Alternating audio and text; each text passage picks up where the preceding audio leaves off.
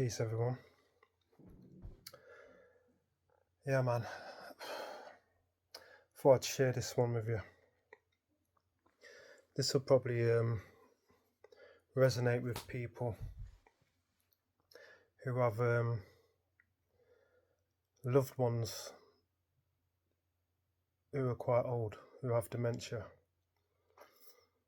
Whether it's one of your brothers or sisters, aunties, mum, dad, or whatever. Yeah, it's hard. It's hard, mate. Very hard. Yesterday, I plucked up the courage to go and see my mum. I haven't seen her in a long time, because the last time I seen her, I couldn't face to see her in such a condition like that. It was it's too distressing. You know, some of you might say, that's a cop out, it's your mum and all that, and it's like, you're probably right. You're probably right. But every time seeing her coming out that home, and just an emotional wreck. It takes its toll. It takes a lot out of you. And when you're having to function as if normally, as if nothing's happened, stay happy around people, and just get about your business.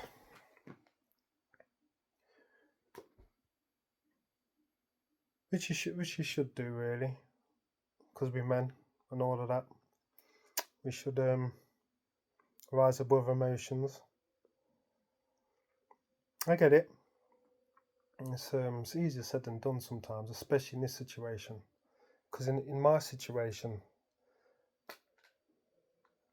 I mean, it's the closest one to you, isn't it? Apart from your children, it's your mum. You know what I mean? She carried you for 9 months. And to see my mum like that as a mere shell of a once lively, jovial self, constantly making jokes. I used to go around for her every Sunday, bring her around for Sunday dinner and stuff, and we'd have laughs and jokes and what have you. My mum's one of them type of people where it's like, if you're just sitting silently, she'll turn around and look at you, and you'll look back, and you just burst out in laughter, fits of laughter. You know what I mean? She carried that type of energy with her,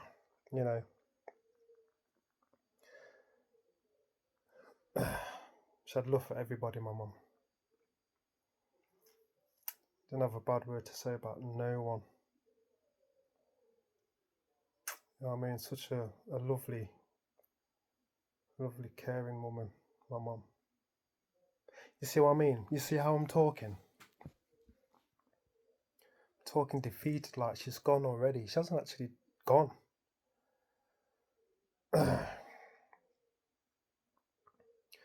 She's just, let's just say she's got one foot in the grave. Let's put it that way.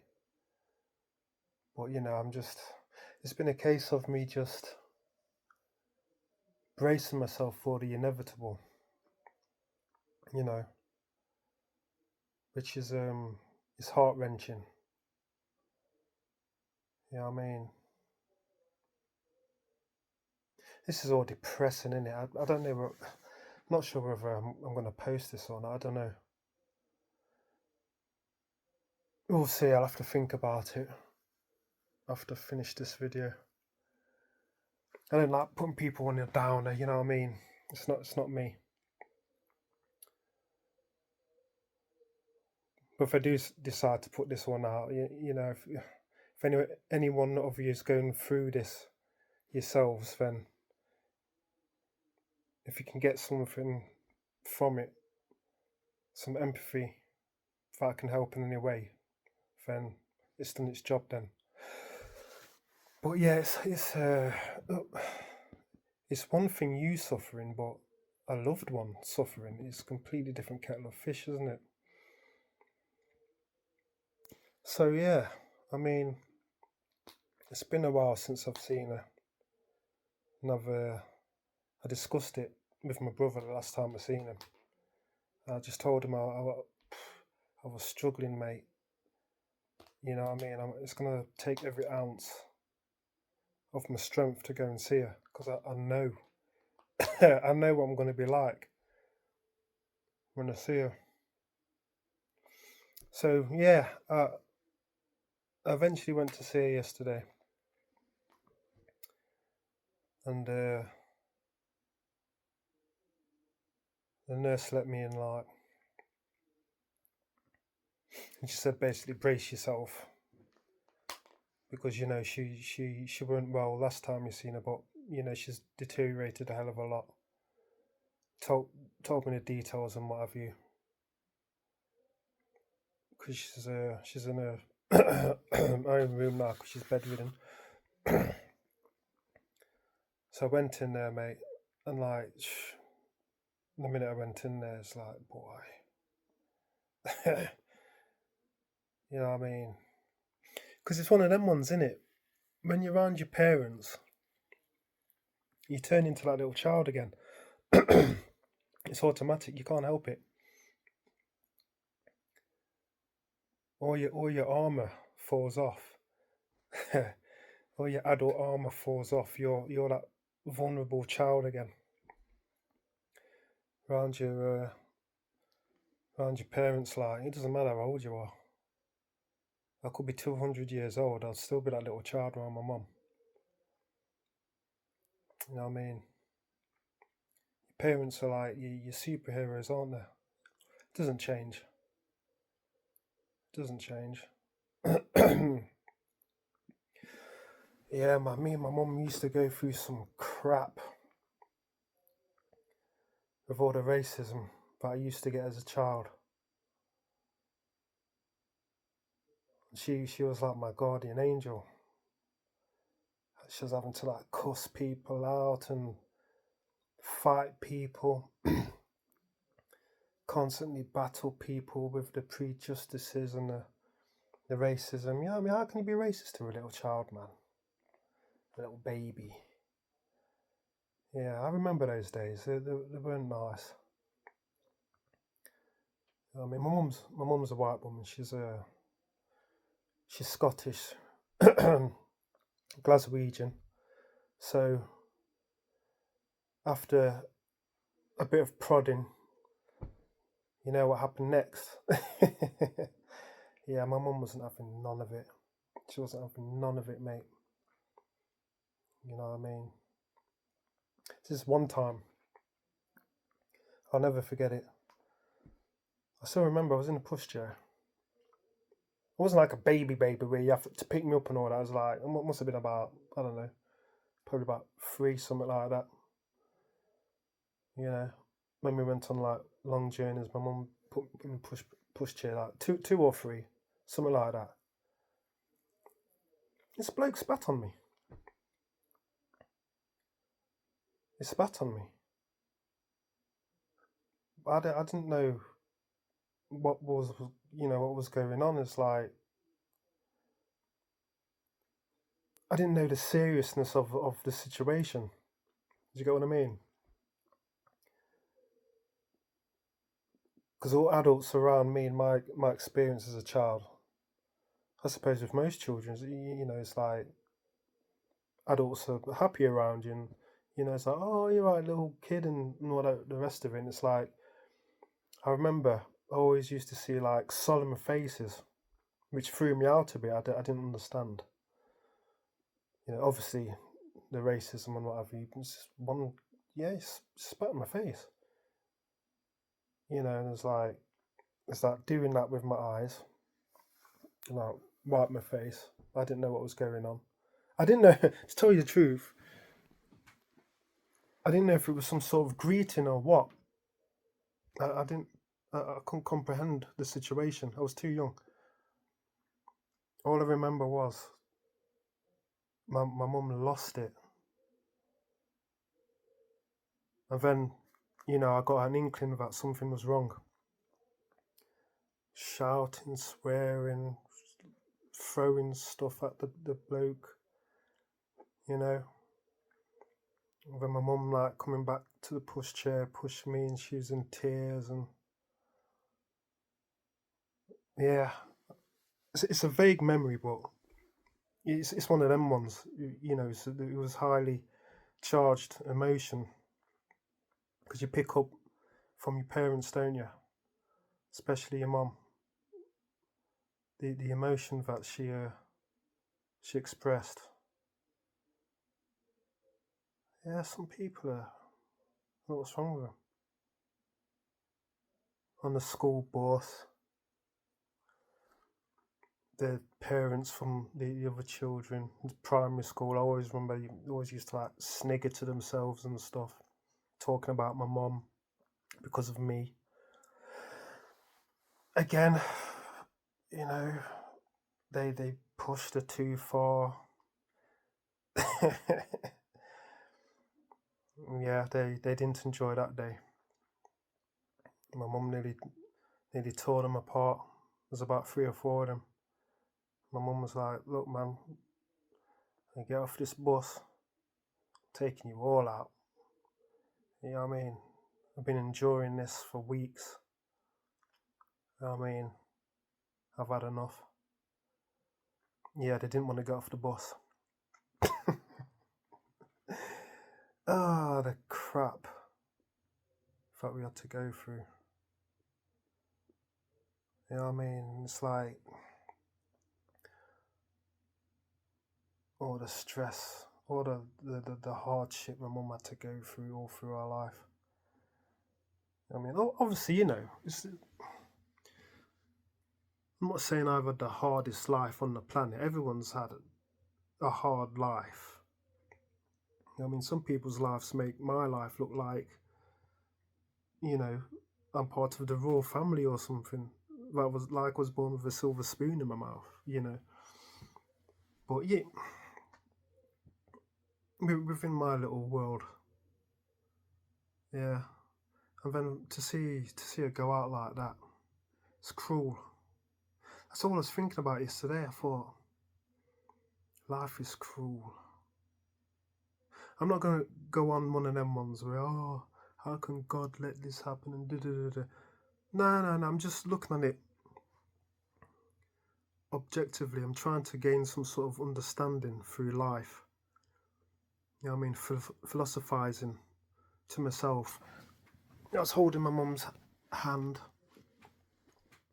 and I was watching her, and she was like wincing in pain because there's something happened to her spine, so her legs like held in a fetal position now. They call it a name. I forgot what the clinical term of it was, but when she started shaking, and then she was all right again. And for God's sake, yeah. I just think to myself, wow, how's this happening? Why? That eternal question, why? Trying to make some sort of sense of it all. You know what I mean? Such a good person going out like that. And she's had this illness now for, must be about 14, 15 years. To see someone fade away in stages and steps.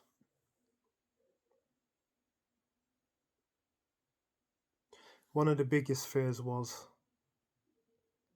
the reality of getting towards that day where my mum wouldn't recognise me anymore.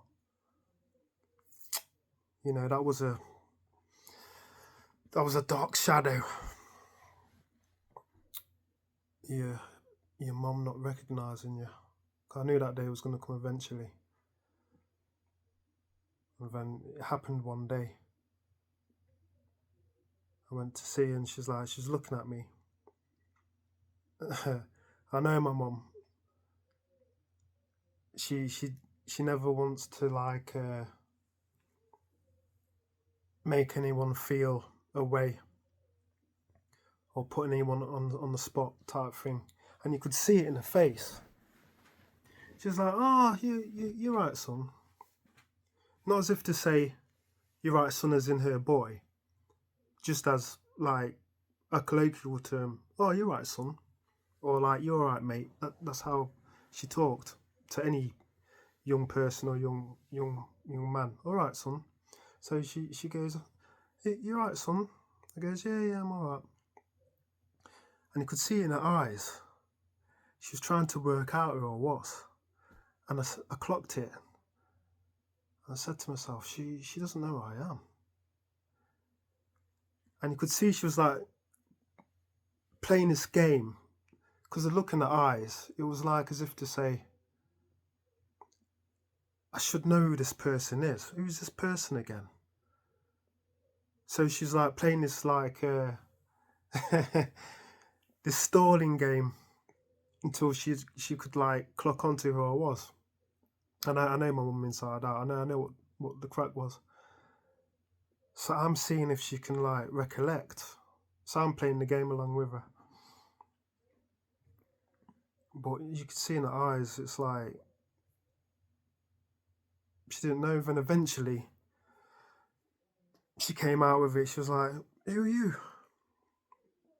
I was like, "Why?" I goes, "It's me, Mum. It's your son. It's Glenn." She's like, "Glenn?" She goes, "No, it's no Glenn." And then what happened? It came back, but it was kind of like distorted in time. She's like, "Oh," she's like, "No," she goes, my Glenn's wee. It's only a wee child." So she just remembered me from a boy. She thought she still had a little boy. I was like, "Nah, Mum. No. Nah. It's me, son. I'm growing up." She's like, "No. She goes, "Don't be silly." She goes, "I've got a little son. He's only a small boy." I was like, "Oh, okay. All right." But yeah, she never got up to date that day. And then it fragmented from there. Some days she'd recognise me as a son in the present, and some days I'd be that little child again. There was another instance where I was outside in the garden with her just before she got really bad. And like her eyes like followed like someone was like running past. And I looked at her because no one was in the garden apart from me and there. And I thought, she's here. And she goes, "Glenn, what are you doing?" I was like, "Hmm?" I was like following this like phantom me around the garden. I was like, "Mom," it's like, "Who are you talking to?" She goes, "Glenn." I goes, "No, I'm Glenn." Do you see what I mean? Yeah, that dementia, boy, it's no joke. It's no joke. It really is no joke. No joke. So yeah, back to yesterday, man. It's like she's blind now. She's just got a hearing. And she's basically trapped in her body in pain. The only thing that gets moving is music. Since she's Scottish, she always had a radar for the bagpipes. She'd be walking down the street and she'd be like, "Oh, you hear that, Glenn?" I was like, "What?" She goes, "Pipes." I goes, "No, I don't need no pipes." And then we'd get down to a certain part in the road, and sure enough, there'd be someone playing some pipes from a radio or something, some bagpipes. I was like, "How the hell did you hear that? You got like sonar ears." So yeah, it's pipes. She goes, I know my pipes. Yeah, bagpipes. Loves bagpipes and reggae. So put a little music on, then her body starts to go to life again, come into life, type thing. But yeah, that's a terrible illness. Just eats the soul away, all remembrance.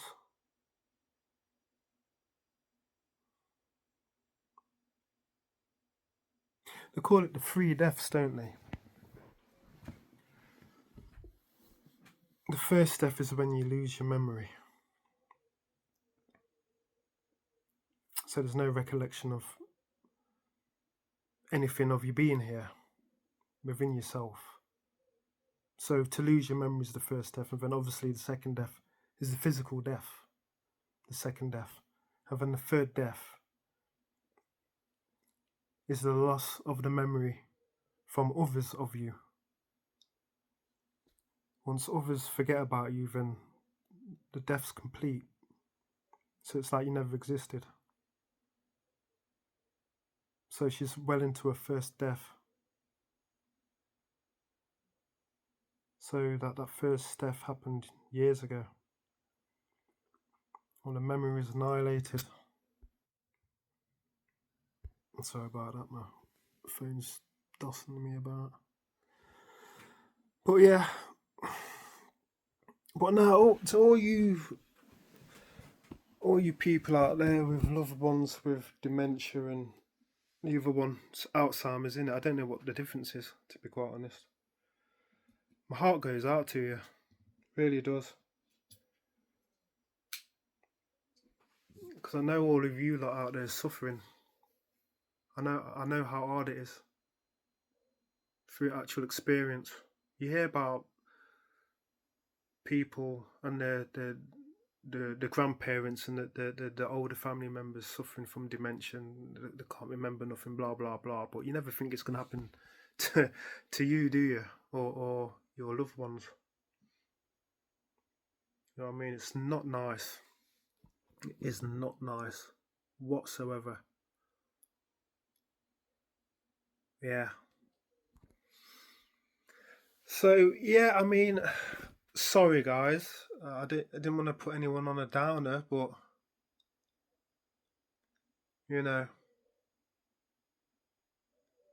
it's one of them ones. We have good experiences, don't we? And we have bad experiences. Take the rough with the smooth, as my dad always says. Yeah, I've been on here enough. Again, apologies. But if you can take something positive from it,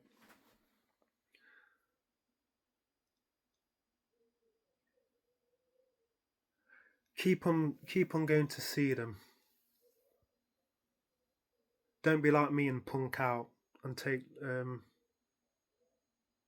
long hiatuses out of your visiting your loved ones because it's too hard. Do you get what I mean? It's easier said than done. Everyone's different, I suppose. You know, but it was beautiful just to be next to her again, holding her hand. It really was. So all we did was hold hands for an hour. You know.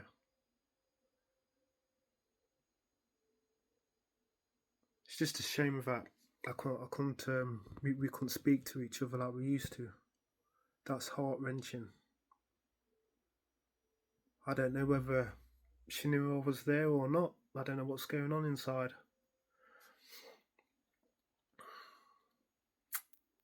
Yeah.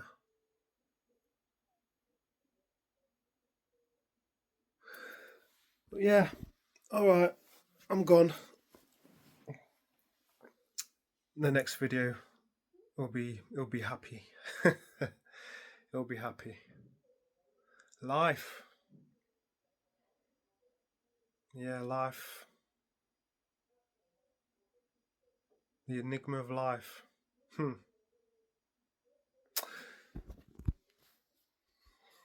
Peace.